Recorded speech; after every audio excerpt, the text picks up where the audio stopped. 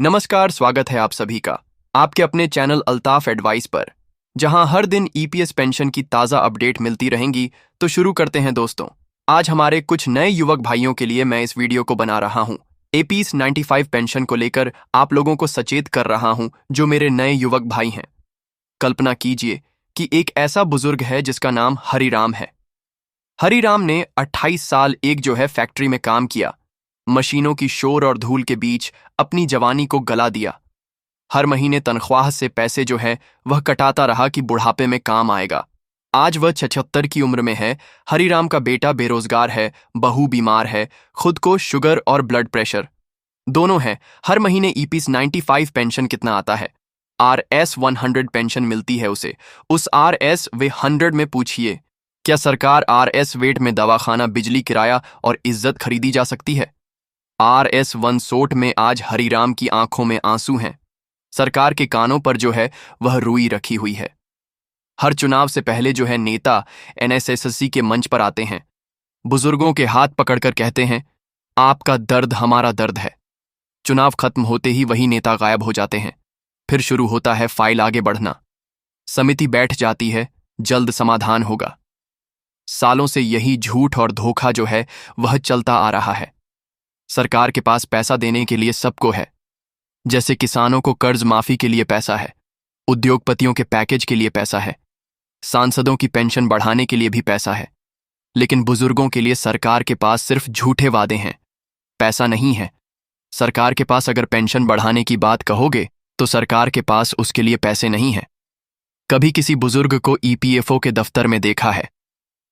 80 साल के बुजुर्ग कांपते हाथों से फॉर्म भरते हैं, घंटों लाइन में खड़े रहते हैं। EPFO के अधिकारी ऐसे व्यवहार करते हैं जैसे बुजुर्गों के लिए बोझ है। उनके लिए कभी दस्तावेज की कमी आती है, कभी फाइल गुम हो जाता है, कभी सिस्टम डाउन है। हर बार बुजुर्गों को अपमानित किया जाता है। क्या यही सरकार और सेवा है? क्या यही इंसानियत है? नेता NSSC के मंच पर आकर NSSC के शहीद साथियों की तस्वीर पर फूल चढ़ाते हैं, और फिर जब जिम्मेदारी की बात आती है तो जिम्मेदारी से भूल जाते हैं। संसद में मुद्दा उठाते हैं, मंत्री जवाब देते हैं, विचाराधीन है। कोर्ट का आदेश आता है, सरकार कहती है हम देख रहे हैं। कितनी बार NSSC प्रतिनिधि वह दिल्ली गए, धरना दिए, लेकिन सरकार के मंत्री सिर्फ फोटो खिंचवाते हैं, समाधान अभी तक नहीं किया। मेरे NSSC के कई साथी अब हमारे बीच नहीं हैं। जो बुजुर्ग लड़ाई लड़ रहे थे, किसी की बीमारियों के इलाज के लिए पैसे नहीं थे तो किसी ने कर्ज के बोझ में आत्महत्या कर ली। किसी के बच्चों ने पैसे उन्हें बोझ समझकर घर बाहर निकाल दिया। क्या यही उनकी मेहनत का फल था, जिन्होंने इस देश को बनाया, देश को जोड़ा? आज EPS 95 पेंशनर दवा के लिए सरकारी अस्पतालों में लाइन में खड़े हैं, बिजली के लिए गहने गिरवी रख रहे हैं। सरकार राशन के लिए दफ्तरों के चक्कर काट रहे हैं। सरकार के लिए सिर्फ आंकड़े हो सकते हैं, हमारे लिए यह इंसान है और यह हमारे अपने हैं। सरकार के पास EPFO में फंड में के नाम पर लाखों करोड़ों रुपए हैं, लेकिन जब बात EPS 95 पेंशनरों की आती है तो सरकार गरीब हो जाती है। सुप्रीम कोर्ट के आदेश को भी लागू नहीं होती, क्योंकि सरकार को बुजुर्गों की आह से डर नहीं लगता। इन बुजुर्गों का जो आह निकलेगा दिल से, या जो निकल रहा है, उससे सरकार डरने वाली थोड़ी है। सरकार को सिर्फ वोट चाहिए। बुजुर्गों की इज्जत से क्या उसको हक है? बुजुर्ग जिए या रहें, उसे तो सिर्फ वोट से मतलब है। आज के जो युवा EPF में पैसा जमा कर रहे हैं, मैं उन नवयुवक साथियों से कहना चाहता हूं, सोचो, कल अगर आज जिन बुजुर्गों की यह औकात है, तो आने वाले समय में आप लोगों की और हमारी तुम्हारी क्या हालत होने वाली है? हमारी तुम्हारी क्या औकात रहेगी? सरकार और UPFO सिर्फ वादा करेंगे, हक देने में टाल मटोल करेंगे।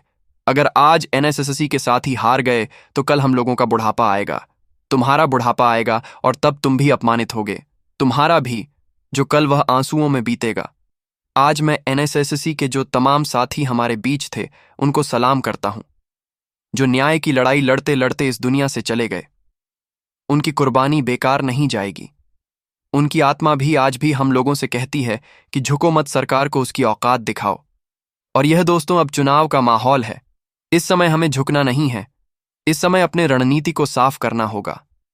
बिहार में जो चुनाव आने वाला है, क्या कर सकते हैं हम बुजुर्ग बताएंगे इस चुनाव में, क्योंकि अगर हमारा पेंशन बढ़ोतरी नहीं हुआ तो अब कोई हमें वादा खिलाफी नहीं चाहिए, कोई हमें आश्वासन नहीं चाहिए। अब वक्त आ गया है कि सरकार को उसकी औकात दिखाई जाए। बिहार चुनाव में हर एनएसएससी, हर साथी पेंशनर, हर परिवार एकजुट होकर घर घर जाकर बताओ, जो सरकार बुजुर्गों का सम्मान नहीं कर सकती, उसे सत्ता में रहने का कोई हक नहीं है। ना पेंशन ना वोट, यह नारा अब हमारा होना चाहिए। पेंशन तो वोट, ना पेंशन ना वोट।